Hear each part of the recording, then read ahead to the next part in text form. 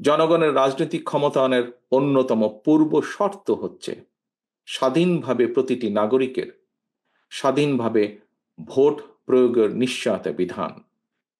স্থানীয় সরকার থেকে জাতীয় সংসদ পর্যন্ত প্রতিটি স্তরে নাগরিকদের প্রত্যক্ষ ভোটে জনপ্রতিনিধি নির্বাচনের গণতান্ত্রিক রীতি প্রতিষ্ঠিত করা গেলে যারা জনপ্রতিনিধি হতে চান তাদেরকে নিশ্চিতভাবে জনগণের রায়ের মুখোপেক্ষী করে দেওয়া সম্ভব হবে।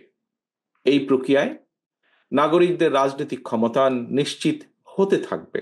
ধীরে ধীরে জনপ্রতিনিধিরা জনগণের কাছে জবাবদিহিতা করতে বাধ্য হবেন। কারণ আমাদের মনে রাখা প্রয়োজন মনে হয়, কিতাবী কিংবা পুঁথিগত সংস্কার দিয়ে স্বৈরাচার বা ফ্যাসিবাদ ঠেকানো যায় না। সংবিধান বা আইন না মানের কারণেই মানুষ ফ্যাসিবাদী হয়ে ওঠে। জনগণকে রাজনৈতিক এবং অর্থনৈতিক ক্ষমতা নিশ্চিত করা না গেলে শেষ পর্যন্ত কোনো সংস্কারই বোধহয় টেকসই হয় না। এ কারণেই রাষ্ট্র রাজনীতির গুণগত সংস্কার এবং নাগরিকদের রাজনৈতিক ক্ষমতায়নের লক্ষ্যে একটি রাজনৈতিক দল হিসাবে বিএনপি সবসময় জনগণের সরাসরি ভোটে নির্বাচিত জনপ্রতিনিধি, নির্বাচিত জাতীয় সংসদ এবং নির্বাচিত সরকার প্রতিষ্ঠার দাবি জানিয়ে আসছে।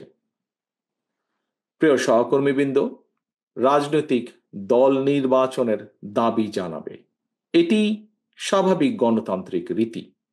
অথচ আমরা খেয়াল করছি গত কিছুদিন ধরে অত্যন্ত সুকৌশলে দেশে এমন একটি আবহাওয়া তৈরির অপচেষ্টা চলছে যেখানে নির্বাচন অনুষ্ঠানের দাবি করাটাই যেন একটি অপরাধ।